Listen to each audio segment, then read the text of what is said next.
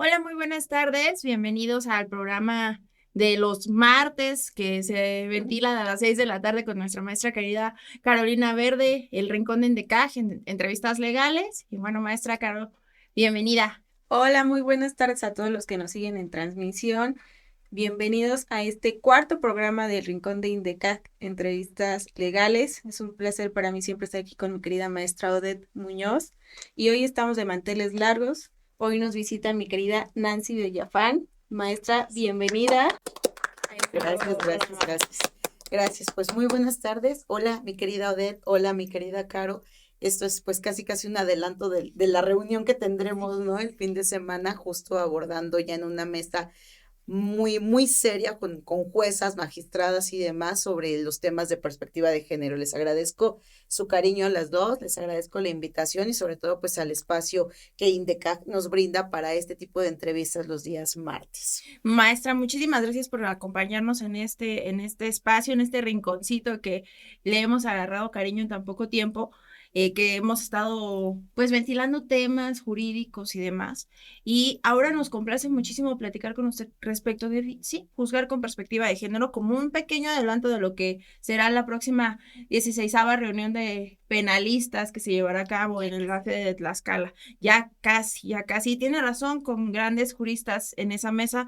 Tendremos el gusto, más honor el mío, compartir mesa con ambas mujeres y más ponentes juristas también de excelente trayectoria.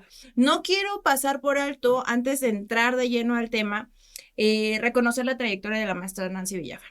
Es, además de ser maestra de nosotras, licenciada en Derecho, tiene maestrías, tengo entendido que recién terminó el doctorado también y pues tiene demasiados libros, artículos escritos, autora de uno de los capítulos del libro de medidas cautelares, ¿cierto? Así es. Y tiene una excelente también trayectoria en el conocimiento de perspectiva de género y de justicia para adolescentes, niñas y niños y adolescentes también, ¿verdad? Así es. Entonces, atendiendo a este tema, y sé que tiene muchos fans también, sé que hay Maestra muchos Indecac, de la seguidores. maestra de Indecac. Así es, se También, la pueden perder. también. Sí, tiene demasiados seguidores y por supuesto también es maestra ponente del instituto.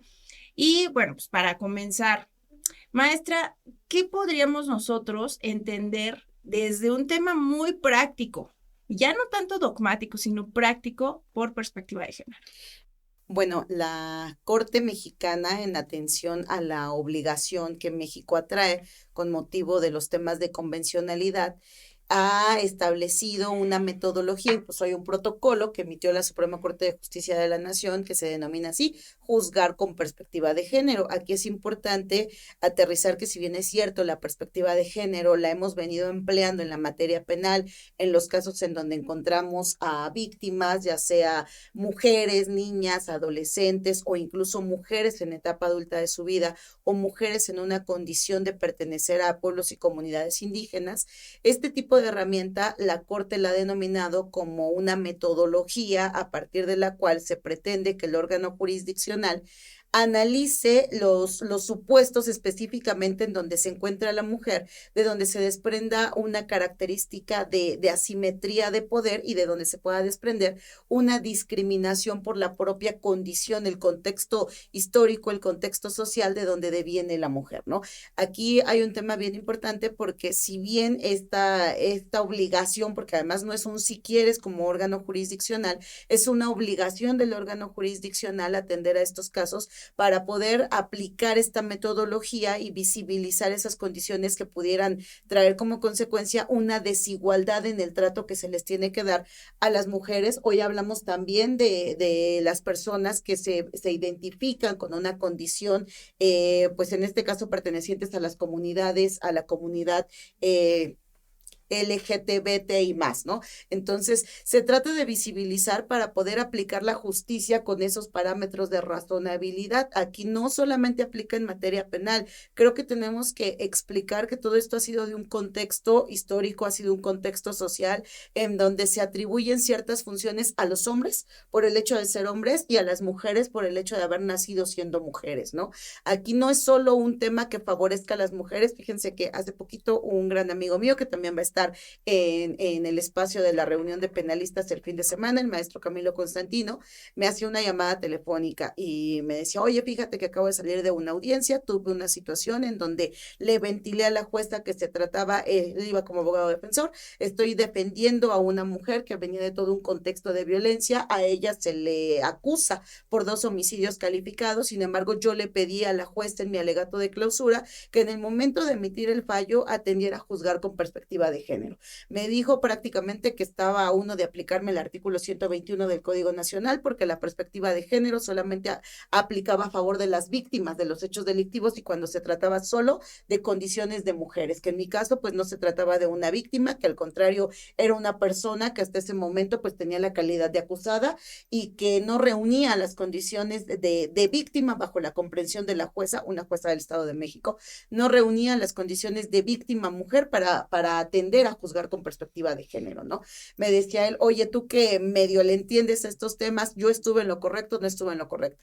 Pues estuvo completamente en lo correcto porque no solamente incluso actualmente la Suprema Corte de Justicia de la Nación, con base en este protocolo para juzgar con perspectiva de género, se van ordenando todas esas resoluciones en donde se ha atendido, ya sea en vía en amparo en revisión, ya sea en un amparo en la vía indirecta o en todos esos asuntos relevantes en los que han tenido intervención el Poder Judicial de la Federación, a partir de los cuales se ha llevado la aplicación de la metodología para juzgar con perspectiva de género. No solo vamos a encontrar en la materia penal, vamos a encontrar la metodología aplicada en la materia administrativa, la metodología aplicada en la materia familiar, la metodología aplicada en la materia agraria, la metodología aplicada en la materia civil y evidentemente pues también en la materia penal, ¿no? Pero este es un desconocimiento, lo comentábamos al inicio que nos encontramos en la salita antes de ingresar a este espacio, lo comentábamos Caro y yo, se ha etiquetado, se ha estigmatizado que la perspectiva de género solo es un tema que debe de atender a las mujeres, si bien es cierto, esta obligación del Estado mexicano surgió con motivo de la sentencia en la que el Estado mexicano ante la Corte Interamericana fue declarado responsable por haber tenido omisiones en la investigación y en el juzgamiento con perspectiva de género, en el caso Inés Fernández y otra, y bueno, pues a partir de ahí la Corte Mexicana empezó a generar todos estos precedentes en donde ahora ya no es un tú si quieres órgano jurisdiccional, hablemos por ejemplo de los jueces en materia familiar, ¿no? Hablemos por ejemplo de los jueces en materia civil, la justicia administrativa, obviamente sé que conocemos más de asuntos en materia penal en donde se ha aplicado la perspectiva de género porque tenemos por ejemplo el caso Mariana Lima Buendía, en donde bueno, pues a partir de una muerte violenta de una mujer se tuvo que iniciar la aplicación de los protocolos para la investigación de las muertes violentas de mujeres atendidas con perspectiva de género, pero no han sido las únicas resoluciones, incluso por ahí ustedes recordarán, porque pues también fueron alumnas del queridísimo magistrado Miguel Ángel Aguilar López, él comentaba un caso de delincuencia organizada en donde pues había unas mujeres que estaban en este espacio en donde se llevó a cabo un cateo, encontraron a víctimas de secuestro y a estas mujeres que eran solamente las personas que se encargaban de hacer el aseo en el lugar, personas de apoyo en el lugar, de trabajo doméstico en el lugar, bueno pues a ellas también las detienen porque en el momento en el que llegan a catear pues a ellas las relacionan con ser parte de las cuidadoras de las víctimas de secuestro. Y así se lleva todo el proceso. Cuando le toca el asunto al magistrado, pues el magistrado tiene que resolver si efectivamente ellas pues habían sido o no habían sido juzgadas con perspectiva de género, no solamente por el caso de ser mujer, se trata de visibilizar alguna posible situación de discriminación, algún posible elemento que traiga como consecuencia asimetría de poder, es decir, la asimetría de poder representa a alguien que genere el poder en contra de alguna persona que por su propia condición, que hasta ese momento no se ha observado, pues pudiera ser esa condición de víctima que recién el efecto del poder sobre de ella, ¿no? En materia familiar creo que tenemos muchos avances, incluso aquí yo te voy a citar a ti, Odette, porque tú comentabas un caso en donde pues históricamente, socialmente hemos ido evolucionando, ¿no? Ustedes recordarán que los hombres, cuando viene el tema de la seguridad social, pues a los hombres no se les permitía, si bien estaban dados de alta en el Instituto Mexicano del Seguro Social, cuando se crea este concepto de las guarderías, espacios para el cuidado de los niños, mientras pues las personas laboraban, los espacios eran solamente para las mujeres trabajadoras. Hubo un caso paradigmático en donde un hombre que pues era padre soltero, voy a utilizar este término que tampoco me gusta utilizarlo, pero era un hombre que estaba haciendo las veces de cuidador de su hijo. Este hombre va y solicita el servicio de la guardería para él poder laborar las horas que le correspondían en su centro de trabajo y le niegan el acceso al registro del niño para hacer uso del servicio de guardería.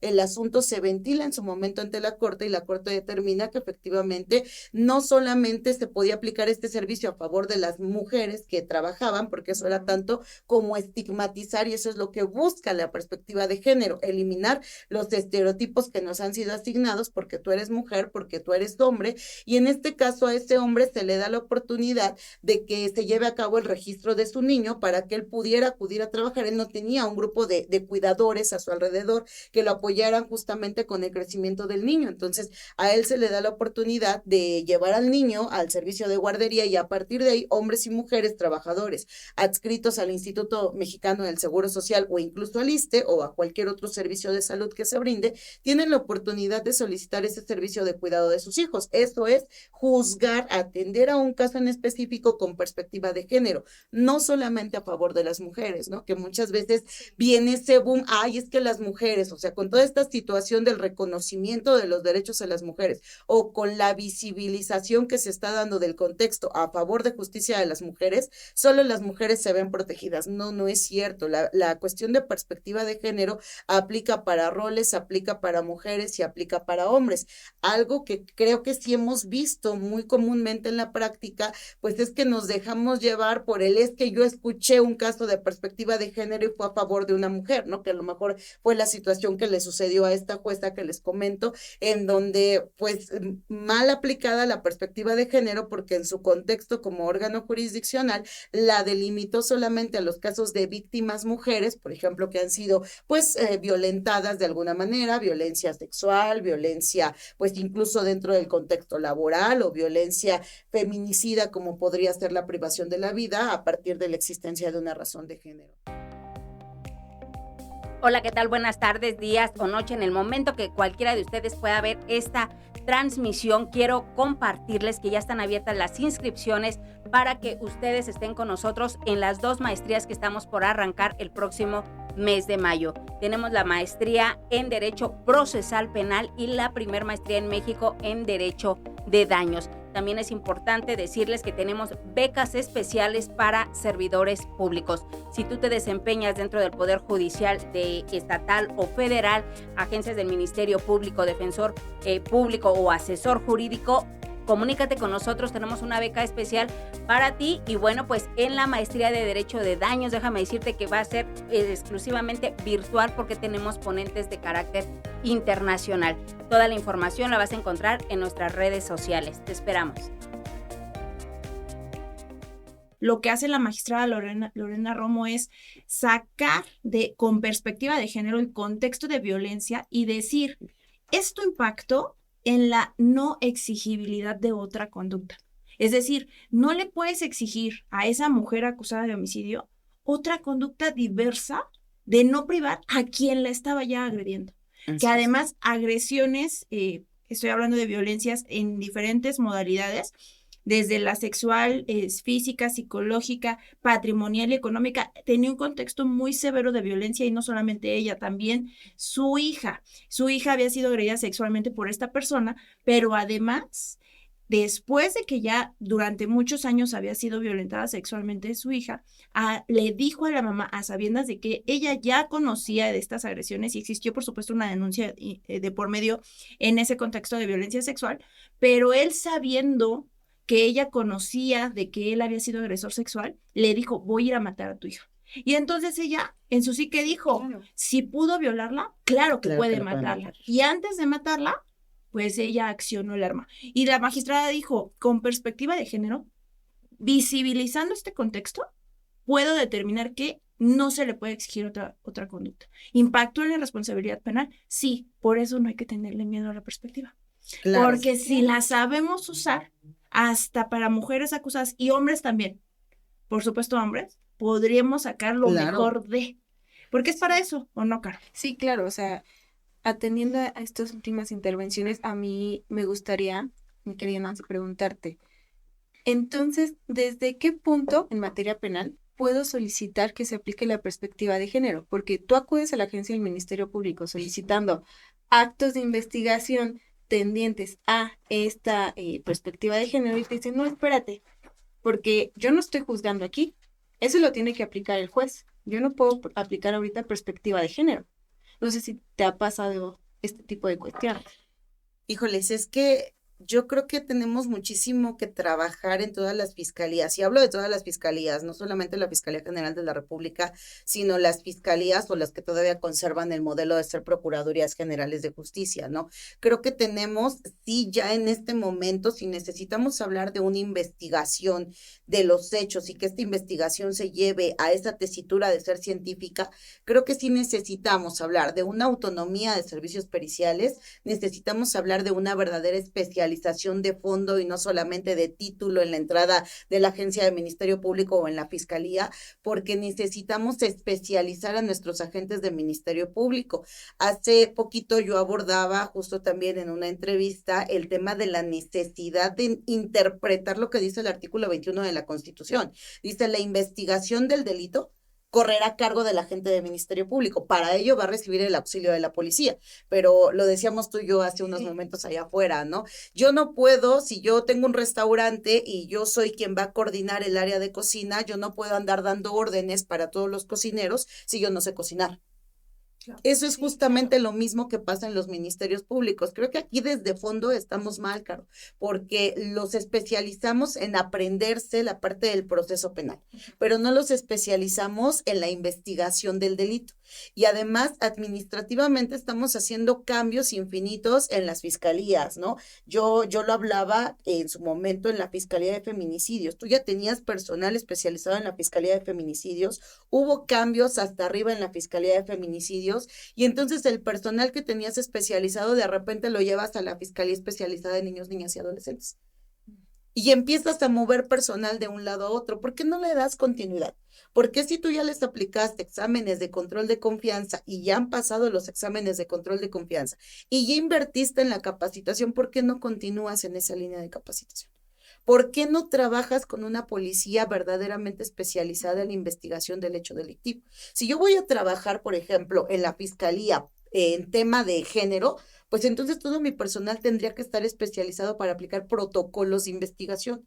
¿Y qué necesito aquí? Justamente, Caro, ya para aterrizar la idea, necesito peritos en materia de antropología social. ¿Cómo visibilizas alguna circunstancia que sea un contexto social que las víctimas, que incluso las personas imputadas por la comisión de alguna conducta delictiva, pues en ese momento hayan utilizado, el ejemplo que nos ponía justamente Odette, hayan utilizado para poder defenderse, para poder repeler o para poder actuar como actuaron en la comisión del hecho delictivo? No lo hay, no lo hay. O sea, en las fiscalías, hace poquito justo estoy trabajando uno de estos temas, porque en una fiscalía del Estado de México, en un delito cometido en agravio de una infante, me trabajan un informe en materia de antropología en donde ni tan siquiera me determinan quién es la persona especializada que llevó a cabo la elaboración del informe, y su conclusión es totalmente discriminatoria. Me dice la persona, no puedo llamarlo antropólogo porque ni tan siquiera sé si es antropólogo, no hay citación de cédula profesional, no hay título, no hay credenciales que se hayan anexado, solamente la credencial que internamente tiene la fiscalía para este personal. Me dice ahí que no encontró puntos de discriminación o de que la niña, la infante, haya sido víctima de algún tipo de violencia por parte de a quien se señala, se le imputa el hecho delictivo, toda vez que el día de la entrevista la infante venía vestida de cierta manera y que una persona que ha sido víctima de un tipo de violencia de naturaleza sexual, pues no puede llegar vestida de la manera en la que llegó vestida. Esa es su conclusión, esa es su conclusión. Yo empecé a trabajarlo con un antropólogo social, porque ahí tienes que invertirle, cuando estás de este lado como asesor jurídico, pues tienes que invertirle en los dictámenes. Empezamos a trabajarlo con un antropólogo social, le entrego el informe de la fiscalía, porque justamente, si bien es cierto, es un informe y a lo mejor a la fiscalía no le va a servir como parte de los medios de prueba para la acusación, la defensa, sabemos que si pensamos del otro lado como pensaría la defensa va a decir, pues este informe aquí me están diciendo que no hay visibilización de condiciones condiciones a partir de las cuales la que se dice víctima, pues haya sido violentada de esta naturaleza, ¿no? Entonces, ¿qué me queda hacer? Fortalecer, ¿cómo? Pues invertirle en un antropólogo social, ¿no? Entonces, ¿qué me dice el antropólogo cuando yo le digo, es que esta es la conclusión del informe? Me dice, es que esto es totalmente discriminatorio. ¿Quién capacitó al personal? Pues justo es la misma duda que todos tenemos, ¿no? ¿Quién capacita ese personal que está llevando a cabo la investigación del hecho delictivo? Ahora, ventaja para estas víctimas, pues que tienen la posibilidad de costear los servicios de un asesor jurídico particular, pero la mayoría de las víctimas no tienen la posibilidad de costear servicios de asesores jurídicos particulares. ¿Y qué pasa? Pues esos asuntos se van a quedar en un simple carpetazo o van a llegar incluso por cuestiones de estadísticas hasta una etapa de juicio oral, pero en un juicio oral se van a venir abajo, ¿no? Y luego decimos, ¿y es que por qué se deja en libertad de los agresores? Pues porque desde el principio ni las fiscalías, ni los policías, ni las asesorías jurídicas saben trabajar los temas para poder determinar esta condición de perspectiva de género.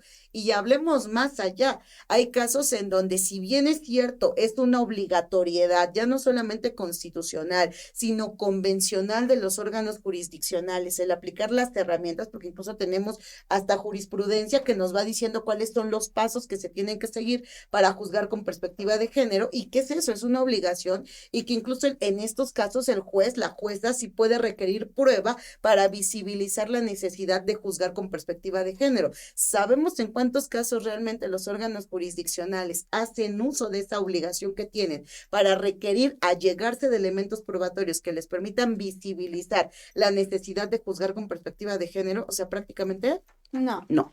y te hacía el comentario porque justamente, o sea, me ha tocado varios asuntos que ya llevas a juicio, no sé si a ustedes les ha tocado, como defensa, desde la perspectiva de la defensa, en donde la asesoría jurídica y el Ministerio Público pide que se juzgue con perspectiva de género, pero no tienen ningún elemento probatorio para primero determinar que la persona, o sea, no quiero decir que sea mujer, hombre o alguna de las personas que pertenezcan a estos grupos LGBTI y más, ¿cómo pretenden que el juez resuelva con perspectiva de género si no tiene estos elementos? Ni siquiera, por ejemplo, en el alegato de apertura se hace alguna argumentación mayor, algún interrogatorio, obviamente con perspectiva de género. No, nada más ya pareciera que es como el lema de, y aplica claro. perspectiva de género. No sé si les ha tocado eso.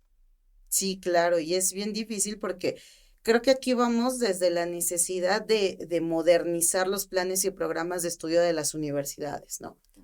Se tendría que incluir una materia en donde se hable del juzgamiento de la investigación con perspectiva de género. Y Como cuando en hablo de INDECAC, juzgar, sí, justamente en la maestría, que ahí sí tenemos claro, por este tipo de supuesto, capacitaciones. pero fíjate, lo venimos a ver en maestría. Cuando desde que ya están egresados de una licenciatura dicen, ay, sí, yo sí agarro un caso, ¿no? O yo siempre planteo el supuesto. En materia penal todos dicen, yo voy como asesor jurídico porque ahí está el meme, ¿no? Vienes, te sientas junto al Ministerio Público y te le pegas y te adhieres, ¿no? Entonces todos la ven tan sencillo y en realidad, incluso lo señalaba en una charla que hace poquito di también en INDECAC como parte del diplomado de investigación de los delitos de naturaleza sexual.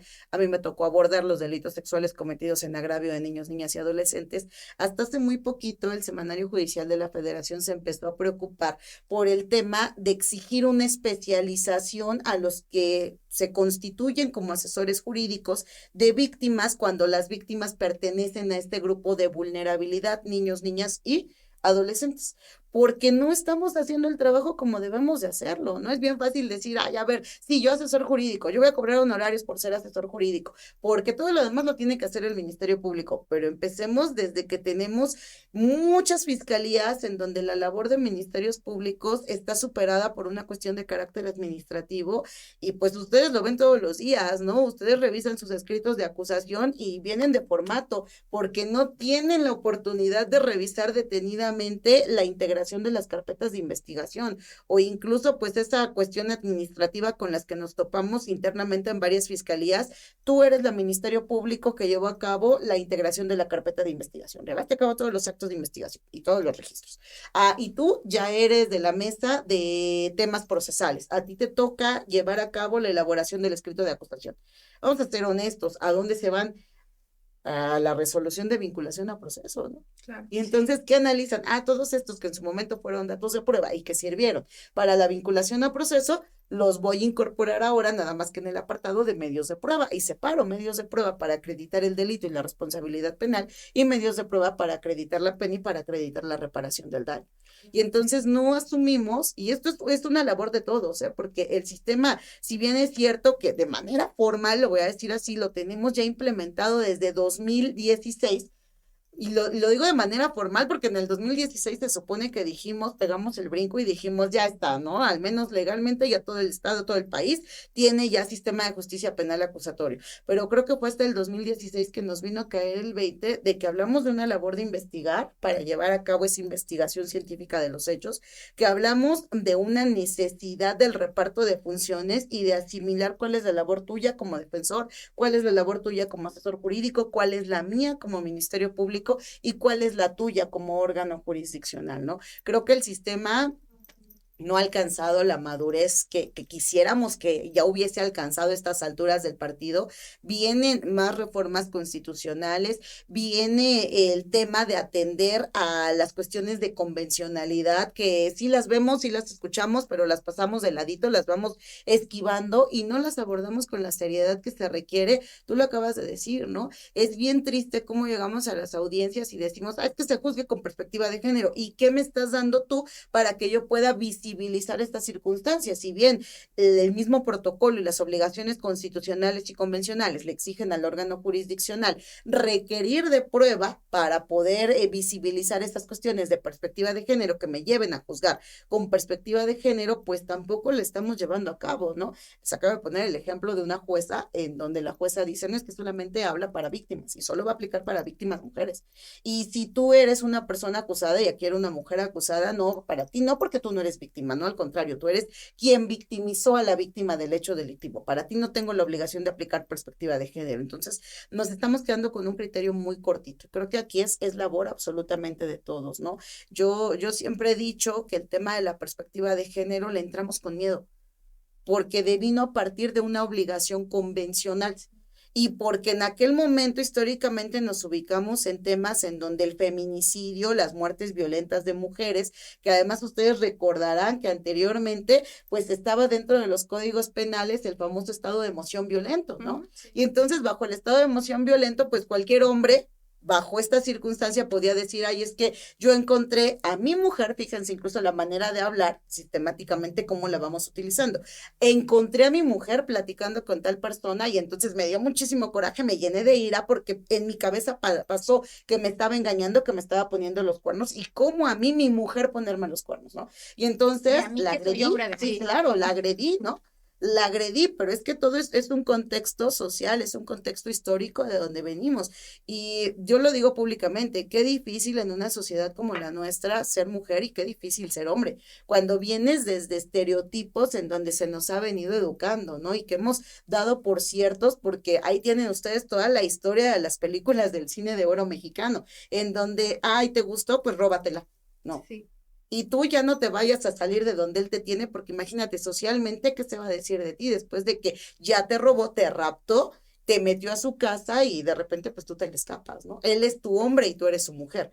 Incluso hasta el tema del registro civil, tú te casabas y en ese momento perdías tu segundo apellido como mujer y pasabas a ser Juana Pérez de Hernández, ¿no? Hay una película que a mí me gusta mucho que se llama Arráncame la vida, que proviene del libro Arráncame la vida, en donde se habla de ese contexto histórico en donde a la pobre mujer, a la pobre Catalina, que es la protagonista de la historia, la hacen crecer en aquellos años en una sociedad poblana en donde pues era, tú te casaste con tal persona porque tal persona es mayor que tú, pero tiene tal puesto jerárquico y pues tú tienes que servirle a él, ¿no? Y hasta que la muerte te separe. Incluso ahí se habla mucho de todo ese peso que tenemos, tanto hombres como mujeres dentro de la sociedad, ¿no?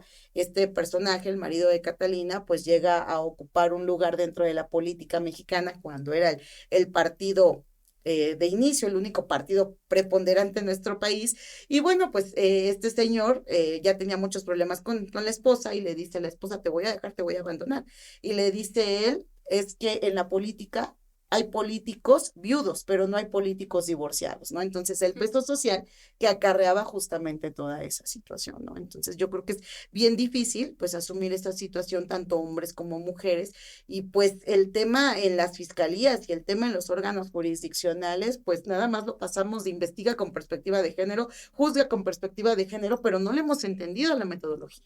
Y además de que no se le ha entendido, me parece que los ejemplos que nos ha regalado maestra nos deja ver que no entienden no solo las palabras perspectiva de género, sino el todo lo que implica. Porque la jurisprudencia que hace ratito mencionó empieza diciendo acceso a la justicia en condiciones de igualdad.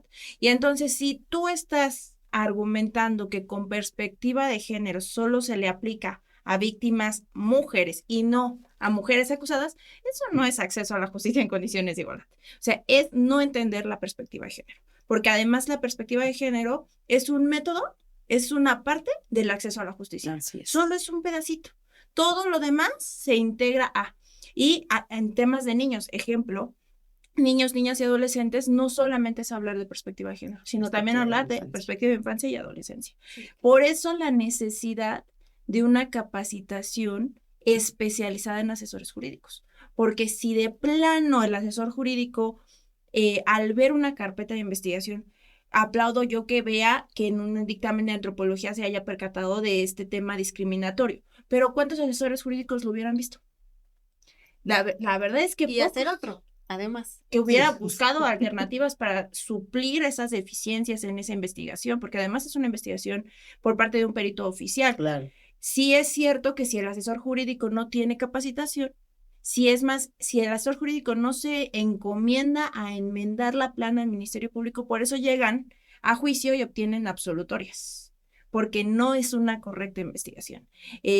Realmente la labor del asesor jurídico que sepa perspectiva de género se va a notar en la elaboración de entrevistas más detalladas, en dictámenes periciales con perspectiva de género, y un tema que el doctor Gerardo Campos Malagón señalaba, ¿no? No perspectiva de género solamente para una de las partes, sino que involucren los dictámenes a ambas partes.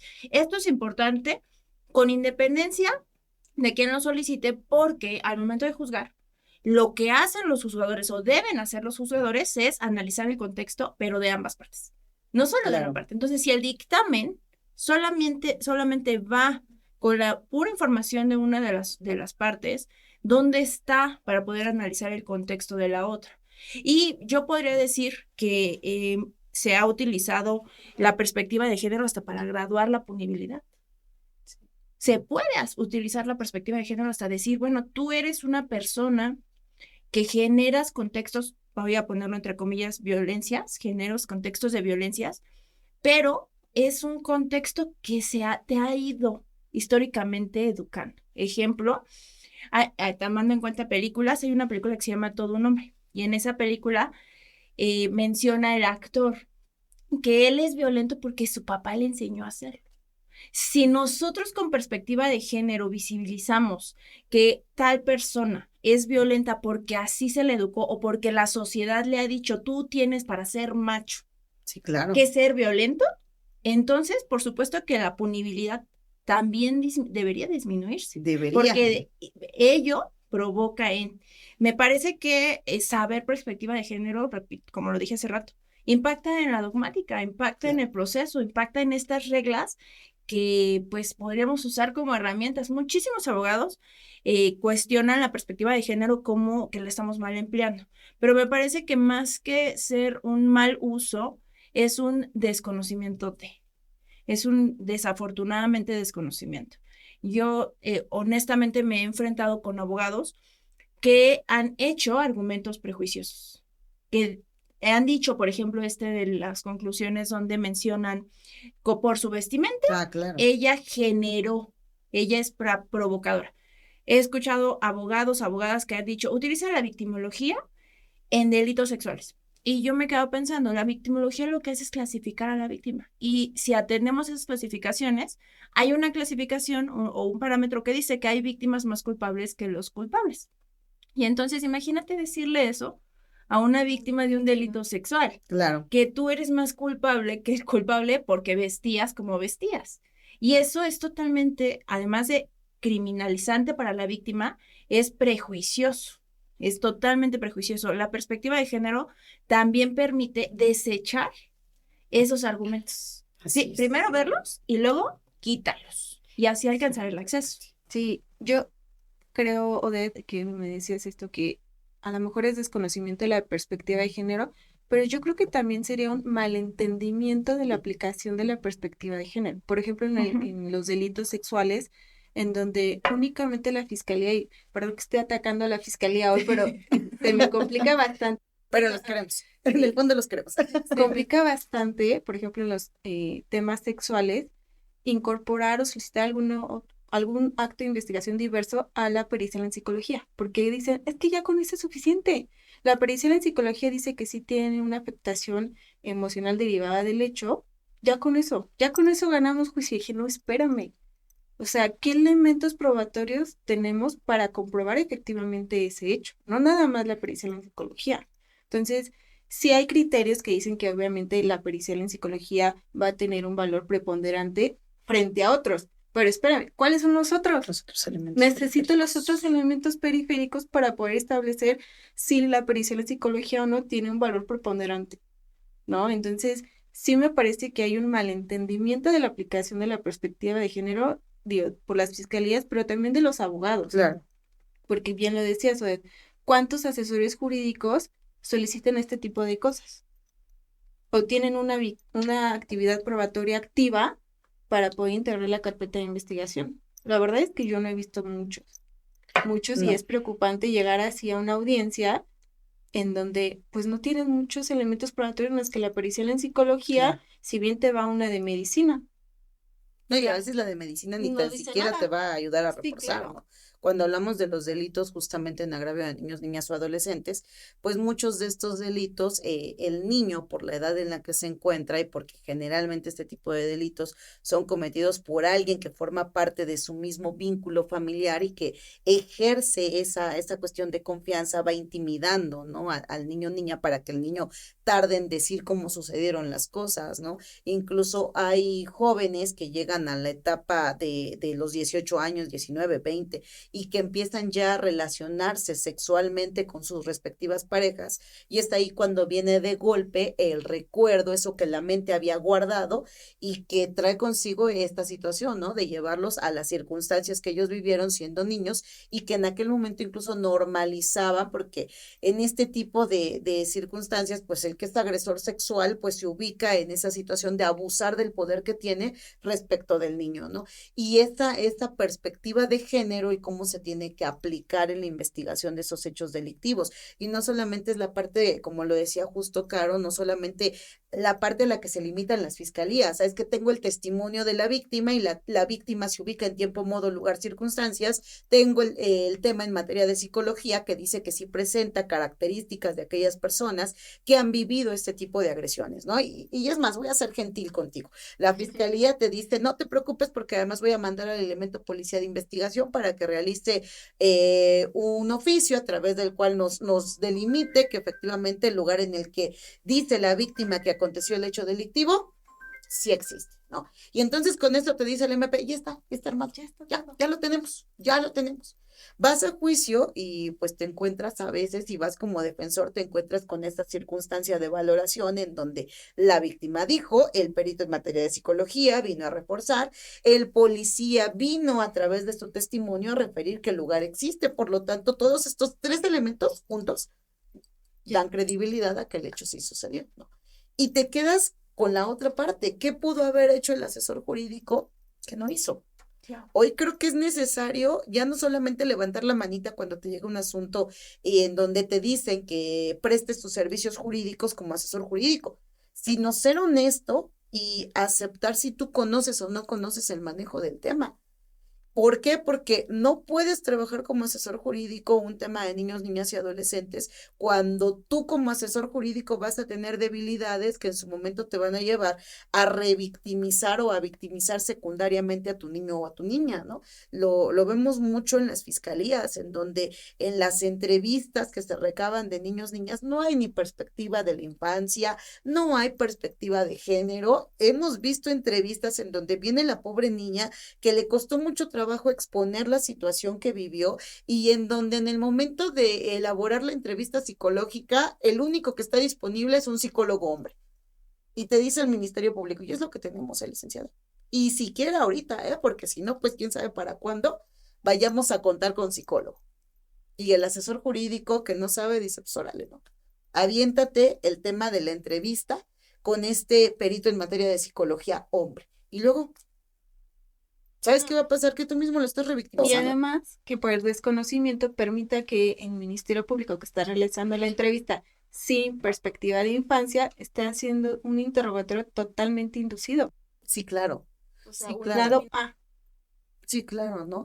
Aparte de sugestionar el testimonio de las víctimas o que llegan, a lo mejor ya ahorita ya en el menor número de los casos, pero antes era bien normal que llegaba la víctima, incluso en los casos de desaparición, antes de que tuviéramos la figura de desaparición, pues la misma ley, el mismo tema de estructura procesal te decía, a ver, ¿quién no ha llegado a su casa? ¿A su hija?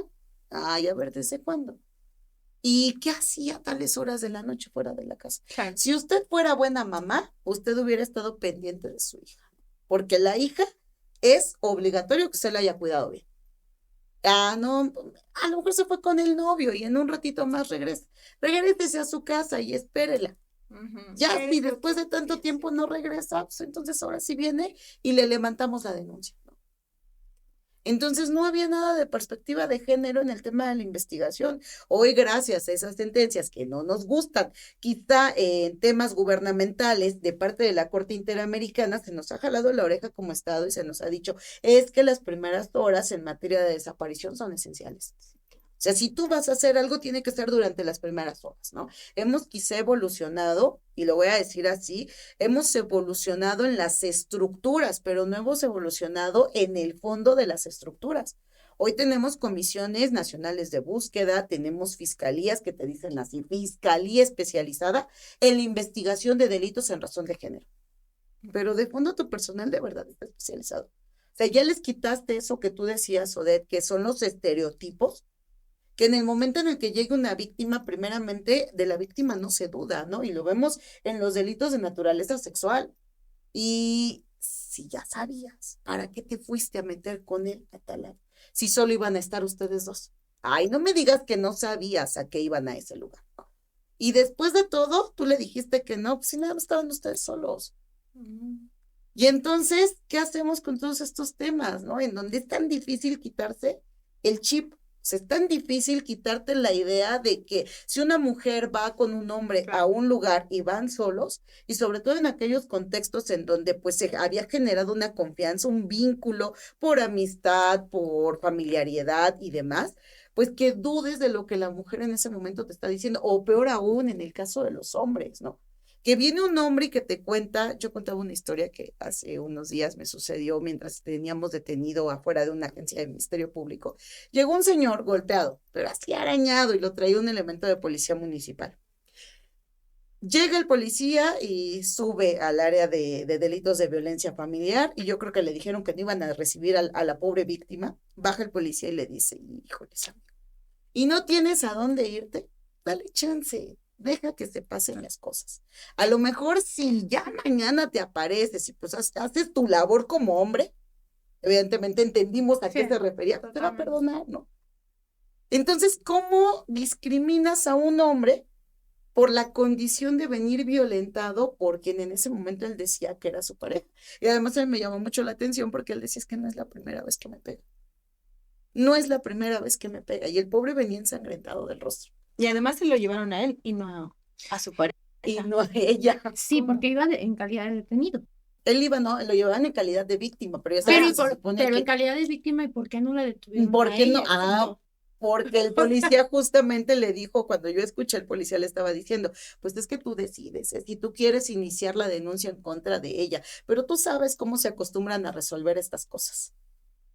O sea, vean el tema, ¿no? De no atender con esa perspectiva de género, en donde tienes a un hombre violentado que socialmente le cuesta mucho, le sigue costando muchísimo aceptar que es una víctima de violencia, porque socialmente tenemos esta parte en donde tú, hombre, tienes la carga de proveer, que quizá ya se nos quitó en algunos espacios, pero no del todo, porque ahí viene el tema de los micromachismos, ¿no? Y en donde no solamente es una cuestión de ellos, sino es una cuestión de todas y todos.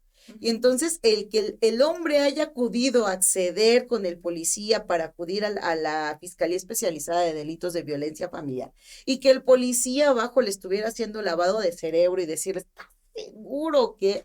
Porque tú sabes cómo se acostumbran a resolver este tipo de asuntos, ¿no? Entonces, ¿con qué ganas el pobre hombre pues va a acudir a denunciar esto, ¿no? Y todavía el policía le decía, es que tienes hijos con ella, piénsalo. Y es que ahí hay un tema muy importante.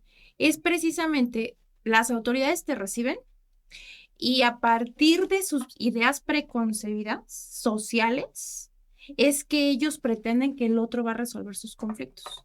Y es partiendo de ahí que surge el obstáculo para denunciar, que le pasa a mujeres y a hombres. Claro. He visto muchísimos hombres que dicen, número uno, es que si yo voy, lo primero que me va a decir mi familia, como primer obstáculo es, ¿cómo te dejabas pegar?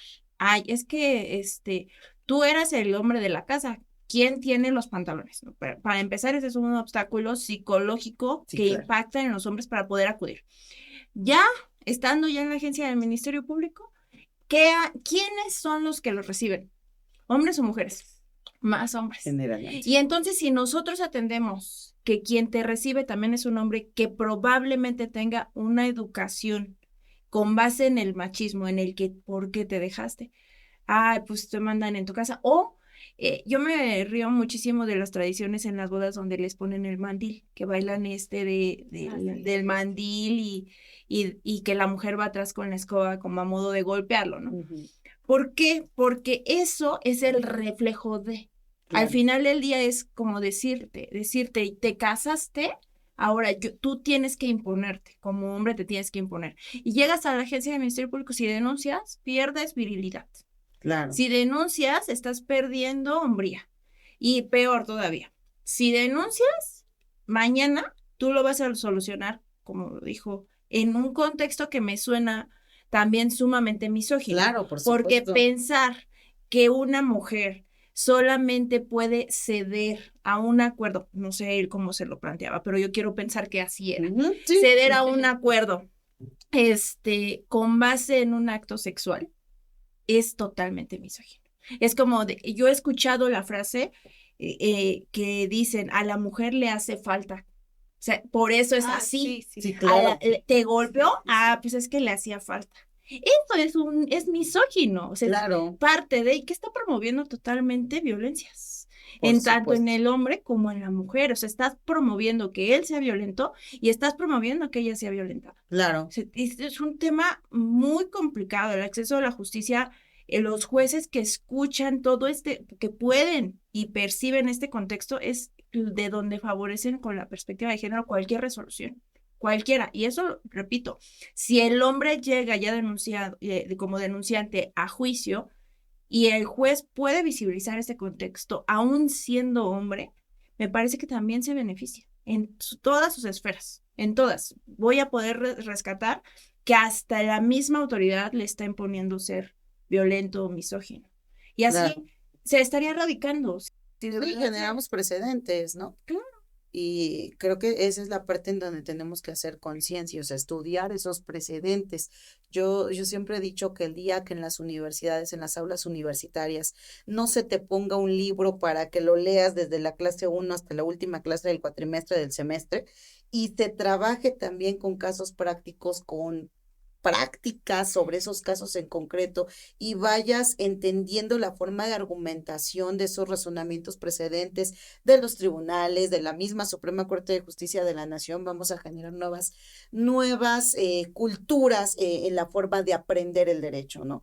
Y creo que eso es obligación absolutamente de todos los que estamos a cargo de las aulas universitarias, generar esas nuevas conciencias en los jóvenes universitarios que no solamente lleguen porque escucharon en algún lugar el tema de perspectiva de género, porque escucharon en algún lugar que deberían de aplicar las autoridades del artículo 1 de la Constitución, pero que no están comprendiendo el contexto del cómo llegamos a todos estos puntos, ¿no? Claro. Y actualmente, o sea, pregúntale a un abogado ya de esos de la alta gama, incluso sobre temas de sentencias de la Corte Interamericana y te van a decir solo la de Rosendo Radilla, ¿no? Y eso porque es la sentencia que dio nombre a la reforma constitucional de un junio de poquito más 2000. cercanas, las que implican la de prisión preventiva. Esta sí se la sabes. Pero nada más el nombre, porque tú pregúntales de No las fondo han leído. qué párrafos en realidad hablan sobre el tema de la inconvencionalidad, en realidad de qué habla, ¿no? El tema del arraigo en una de estas sentencias. No, es que, repito, se van solo a lo procesal. Se están muy encaminados a lo procesal y por eso nada más también conocen de nombre algunos de fondo las sentencias de la Corte Interamericana que solo son de temas procesales. Pero si conocieran las demás que también implican perspectiva de género, pero también implican temas procesales. Claro, y hasta la Corte tiene ya una forma de darle lectura a las sentencias maravillosamente rápida, o sea, está la sentencia completa y tienes los extractos de la sentencia, y ni eso nos gusta leer, ¿no? Y ni eso nos gusta leer, pero eso sí, tú agárrate como puedas del 1 de la Constitución, y que el resto, el órgano jurisdiccional se encargue de hacer magia, pues es que así no son las cosas. La verdad es un tema sumamente amplio. Me parece que en una hora no podríamos abarcar todo lo que implica perspectiva de género, pero a mí sí me gustaría que nos regalara unos tips, maestra, para poder aplicar la perspectiva de género en materia penal. ¿Cómo lo podemos aplicar? Bueno, primeramente creo que como decía Odette, hay que identificar el tipo de hecho delictivo que estamos investigando, ¿no? Hay que identificar el tipo de víctimas, si en este caso somos asesores jurídicos, si somos abogados defensores, identificar cuál es el contexto de donde proviene la persona a la que estamos asistiendo con nuestra defensa y comprometernos no solamente a limitarnos con lo que está haciendo el Ministerio Público, ¿no? A veces no nos quieren porque damos muchísima guerra en las fiscalías. Ay, ahí viene el abogado lioso. Pues sí, pero es preferible eso a llegar con un asunto que se te va a desmoronar en juicio. Yo siempre les digo a mis víctimas, porque a veces me dicen, ay, es que abogada, con esto tenemos, ¿no? O sea, yo creo que con esto tenemos. No, es que no tenemos, porque a lo mejor y te resiste una vinculación a proceso, a lo mejor y pensando muy favorablemente te va a resistir una sentencia en juicio condenatoria, pero aquel tiene derecho a apelar y aquel todavía, si la sentencia en apelación confirma y nos da la razón, todavía se puede ir al amparo y muchas cositas que no fuimos visibilizando y que tienen que ver con el fondo, en el cómo se lleva la etapa de juicio, en el cómo se analice la resolución en materia de apelación, pues te puede dar en el amparo. Entonces, no se trata solamente de aplaudir porque ya vinculamos a proceso, ¿no? No se trata de aplaudir porque ya llegamos a un fallo condenatorio. Se trata de que esa sentencia en esos términos perdure, permanezca para cuando incluso lleguemos a un tema de amparo. De lo contrario, no creo que sea suficiente, ¿no? Y a veces lo vemos así desde el ámbito de las fiscalías. Es que hoy llegamos a una inicial y obtuvimos vinculación a proceso y prisión preventiva justificada. Sí, pero hoy la prisión preventiva justificada se te puede caer con un tema de revisión de medida cautelar, ¿no? Hoy el tema de un auto de vinculación a proceso no te va a perdurar para cuando lleguemos a la audiencia de juicio y no estamos haciendo conciencia en trabajar los asuntos, visibilizándolos hasta la etapa de juicio y que te resistan más allá de la etapa de juicio, ¿no? En el caso de la perspectiva de género, no deberíamos de tenerle miedo al análisis de la perspectiva de género, ni cuando se está investigando, ni cuando se están conformando ya los elementos que te van a llevar a una etapa intermedia. Aquí se trata como asesores jurídicos, no solamente de decir, ay, es que tengo 3 días para formular mis manifestaciones en términos del 338. Lo que pasa es que no atendiste a todo lo que fue la investigación complementaria. Lo que pasa es que no comprendiste que en la complementaria no solamente se tenía que lucir el Ministerio Público e irte a dar tus vueltecitas para saber cómo iba el MP, es que tú debiste de haber fortalecido esa misma línea de investigación que tenía el Ministerio Público. Tú debiste de haber pensado los asuntos como los hubieses pensado si hubieras estado del lado de los defensores. Claro. Tú como defensor, ese plazo de investigación investigación complementaria, también debiste de haberlo utilizado para requerir, por ejemplo, algún elemento probatorio para analizar con perspectiva de género, ¿no? Un asunto muy sonado en el Estado de México de una chica que pertenecía también a una comunidad indígena en el estado de Oaxaca y que había sido agredida, violentada sexualmente por su agresor y lo priva de la vida. Ahí, bueno, pues el tema tuvo que llegar por una presión de colectivos y demás hasta la etapa de juicio en donde el fallo era condenatorio. Cuando venía la audiencia de individualización judicial de la sanción, pues el Ministerio Público se desiste del ejercicio de la acción penal y pues hasta ahí quedamos, ¿no? Cuando todo eso te lo pudiste haber evitado si se hubiese visibilizado el tema de la perspectiva de género, y lo voy a hablar con mucho respeto porque evidentemente no conocemos qué hubo dentro de este proceso, pero a lo mejor si la asesoría jurídica hubiese trabajado desde el inicio sobre visibilizar lo que llevó, los factores que llevaron a esta mujer, que estaba en una condición sola en un municipio del Estado de México con un alto índice en temas de feminicidio, que ya había sido agredida sexualmente por la persona, que actuó como actuó en necesidad de salvaguardarse ella misma de alguna posible agresión futura y que en su momento no se visibilizó, ni por el juez de control en la audiencia inicial, ni en la etapa intermedia. En juicio solamente te agarraste de que se juzgue con perspectiva de género, pero no me aportaste, tú lo decías, no me aportaste absolutamente nada para que esto se llevara así, ¿no? Se llevó de la manera en la que se llevó por temas de presión social, pero no porque en realidad se haya hecho la labor para aportar esos elementos y que se juzgara con perspectiva de género, Qué pena ¿no? que haya sido por presión social y no por temas jurídicos. Efectivamente. Que Entonces, todos los asuntos tratan en cierto modo tener presión social. Porque no se está resolviendo, porque no está dando en los resultados la justicia como tendría que darse, si es que lo puedo llamar así, justicia. Pero al final del día la perspectiva de género no es una figura negativa, es una figura no, positiva claro, para todos. Me parece que los comentarios que hemos logrado destacar de la perspectiva de género, al menos en este poco tiempo, porque tenemos mucho más para hablar del tema, ¿no? Pero es tan amplio que no, en una hora es nada. Una hora es nada, ya se me acabó el café y no hemos podido terminar de hablar de perspectiva de género. Pero al final del día, las conclusiones es a ejecutar perspectiva de género. claro, Todos. claro. Ministerio Público, asesores jurídicos, defensores y jueces, peritos, policías y todos aquellos que estén involucrados con el proceso, ya sea penal, pero también en las demás materias. Ahorita que ya nació a la luz y que ya se va a ejecutar el Código Nacional en procedimientos civiles y familiares, me parece que también es importante que no solo la capacitación de los que van a ser operadores de ese sistema se capaciten procesalmente, sino también se capacitan en temas de perspectiva de género. Yo por ahí Y en perspectivas de la infancia. Sobre Porque todo. Hoy es una exigencia, ¿eh? O sea, quizá no lo hemos tomado con la seriedad que se debe, pero tenemos infinidad de cédulas profesionales en la calle buscando abogados. Sí. Entonces, ¿qué necesitas? Dignificar la profesión y especializar a todos los que van a ejercer en su momento la profesión, ¿no? Totalmente. Sí, en materia familiar además sí tienen que conocer, es ya casi es obligatorio que si te dedicas al civil o al familiar, debes saber perspectiva de infancia y de adolescencia, por todo lo que implican los problemas que son jurídicos y que se resuelven ahí, ¿no? En esas instancias. Yo los invito a continuar con todos los eventos académicos donde nuestra querida maestra Nancy Villafán se encuentra, tanto en el instituto como en otras instituciones. Todos los conocimientos que ella nos regala son muy valiosos porque además son muy prácticos, son reales, vienen de una persona que conoce de fondo el dogma, pero además también la praxis y lo ejecuta, que está ahí día a día. Totalmente.